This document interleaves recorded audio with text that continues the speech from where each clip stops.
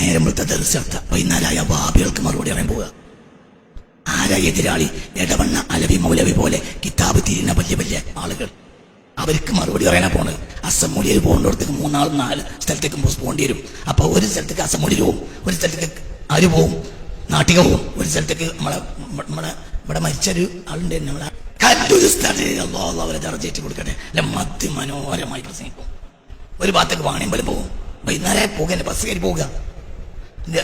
എവിടെയും ചാർവണം നടത്തി. അതുകൊണ്ട് നേരം വെളുത്ത ആഴത്തേക്ക് ഇറങ്ങി കിതാബ് പഠിക്കും.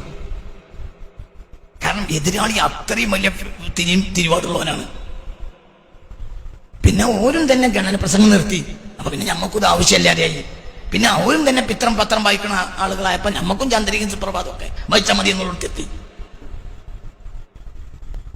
പുറകോട്ട് 80 അവരെന്ത് ചെയ്തു? 82 കൊട്ടപ്പുറം സംവാദം. കൊട്ടപ്പുറം സംവാദം എന്ന് പറഞ്ഞാൽ മാനായ ശൈഖുനാ ശംസുൽ ഉലമ സംവാദം നടത്തുന്നത്. മുന്നിൽ ബഹുമാനപ്പെട്ട എ.പി. അബൂബക്കർ മുസ്ലിയാരാണെങ്കിലും തത്തയെ പഠിപ്പിക്കും പോലെ പഠിപ്പിച്ചാണ്. 81 അസംബ്ലിയിൽ മരിച്ചു. അസംബ്ലിയിൽ മരിച്ചപ്പോൾ അവർക്ക് ധൈര്യം വന്നു പൊളിക്കാൻ.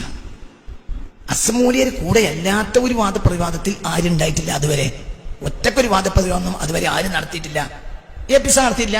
ഞാൻ ഇത് സത്യം പറയുന്നില്ല, നമ്മൾ ഒന്നാണല്ലോ അന്ന്. പിന്നല്ലേ ഇതൊക്കെ വിഭാഗീയത ഉണ്ടായത്.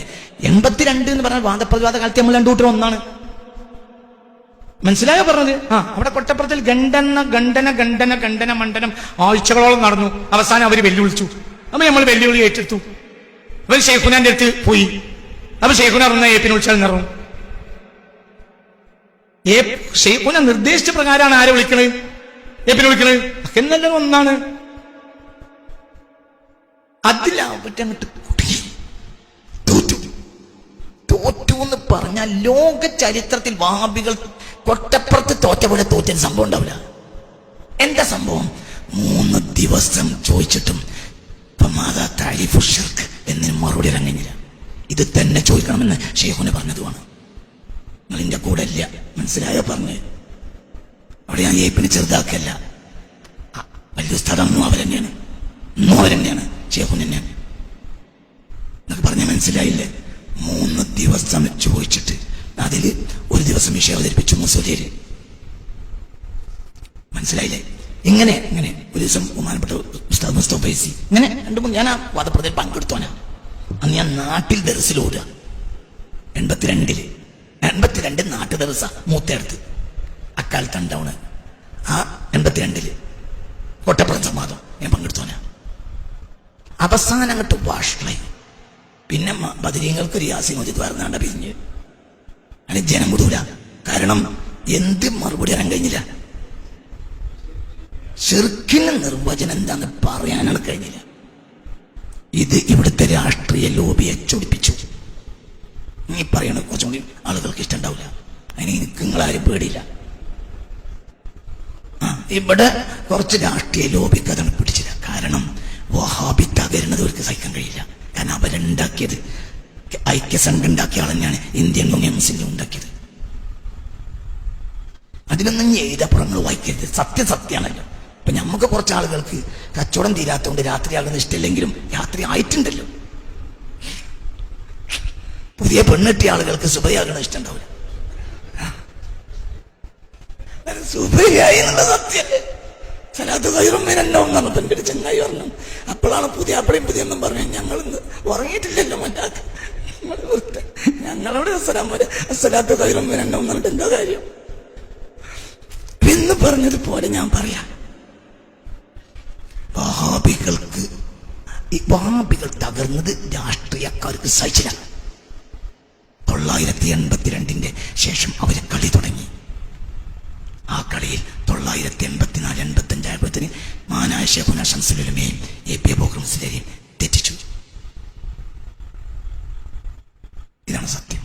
ആരാണ് തെറ്റിച്ചത്? ചന്ദ്രിക ദിനപത്രം. ആരാണ് ഫിത്ന ഉണ്ടാക്കിയത്? ചന്ദ്രിക ദിനപത്രം. അതങ്ങനെയാണ്. അതൊരു വസ്തുത പറയാം. ഇതൊന്നും ഒരു കുറ്റല്ല, നേര് പറയാം. തകർന്നു. സുന്നികൾ രണ്ടായി.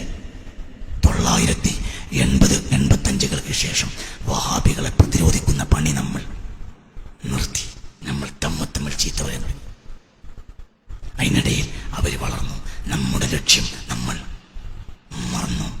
പണ്ട് പാണക്കാട്ട് വഹാബികൾ ഉണ്ടായിരുന്നില്ല. ഇപ്പോൾ പാണക്കാട്ട് തങ്ങന്മാരുടെ കൂട്ടത്തിലും വഹാബികൾ കയറിക്കൂടി.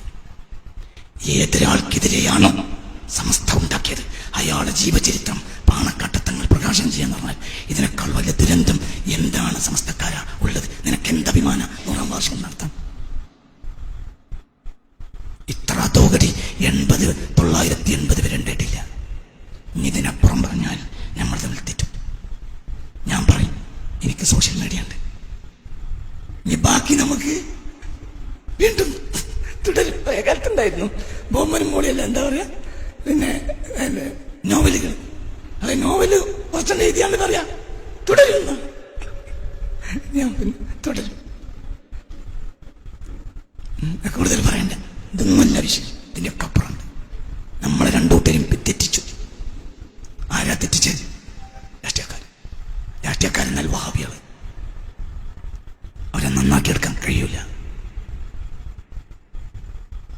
കഴിയേയില്ല, ഒരിക്കലും കഴിയില്ല. ആ ദുരന്തം നമ്മൾ അനുഭവിക്കാം. ഇതൊന്നുമല്ല പറയാനുള്ളത്, ഇതിൻ്റെ അപ്പുറം പറയാനുണ്ട്. നമ്മുടെ ലക്ഷ്യം, നമ്മുടെ പർപ്പസ്, ബേസിക് പർപ്പസ് അതെന്താണ്? അതിന്മേൽ പണിയെടുക്കാൻ 980 ശേഷം സമസ്തക്ക്, 80-കൾ അതായത് 85 ശേഷം സമസ്തക്ക് കഴിഞ്ഞില്ല. എന്തുകൊണ്ട്? തമ്മിൽ തല്ലിച്ചു. അപ്പൊ യഥാർത്ഥ ലക്ഷ്യത്തിൽ പണിയെടുക്കാൻ നമുക്ക് കഴിഞ്ഞില്ല. പിന്നെ നമ്മളൊപ്പം കൂടിയ ആളുകൾ നമുക്ക് ആത്മാർത്ഥമായി പണിയെടുക്കാൻ അവർക്ക് ഇഷ്ടമല്ല.